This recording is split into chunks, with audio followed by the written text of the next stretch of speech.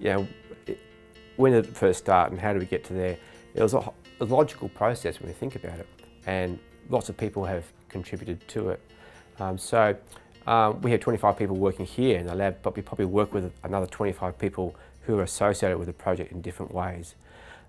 So the $5 million is to allow us to optimise the cell transplantation therapy so that we can get it just right for a clinical trial. We know that this therapy can work in humans, but we need to make it better.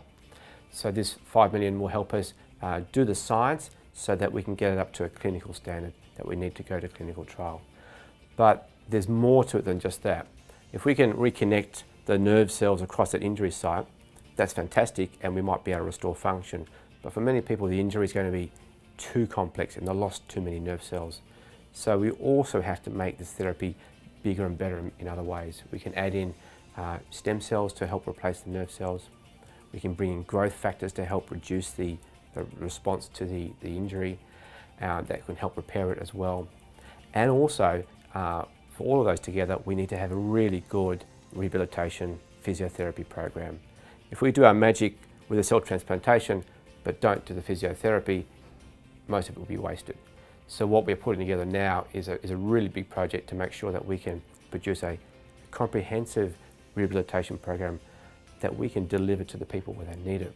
We can't expect people with spinal cord injuries to keep coming to a physiotherapy centre in a major centre. We need to get our physiotherapy going out to them. So we are working with many different partners to try and work out what's the best way we can do that, which will satisfy the rehabilitation needs from a functional point of view, but also from the social point of view. So we're very much focused on what it is that the people living with spinal cord injuries need in their lifestyle. The funding we have for the moment is for preclinical work, so we're still optimising the therapy. We hope to progress to clinical trial at the conclusion of this, but it depends on the outcomes. I mean, we might find that we need further optimisation, or we might find even better combinations of cells or techniques that we need to just tweak it a little bit more. So we hope we can get to clinical trial.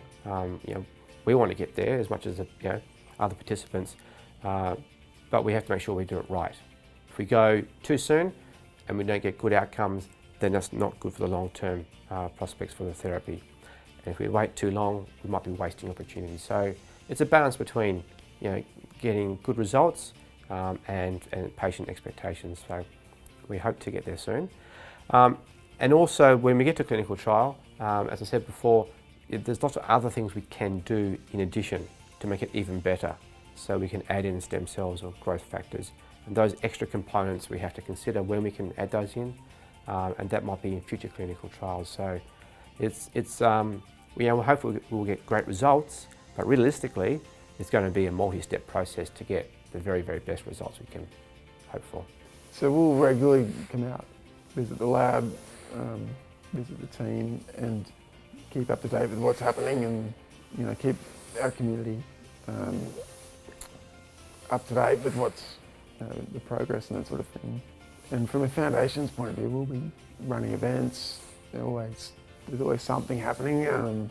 SIP week, there's a lot of ways we can get people involved. But we want to paint the picture for everyone to be able to see what we want to do and see the road ahead. So it's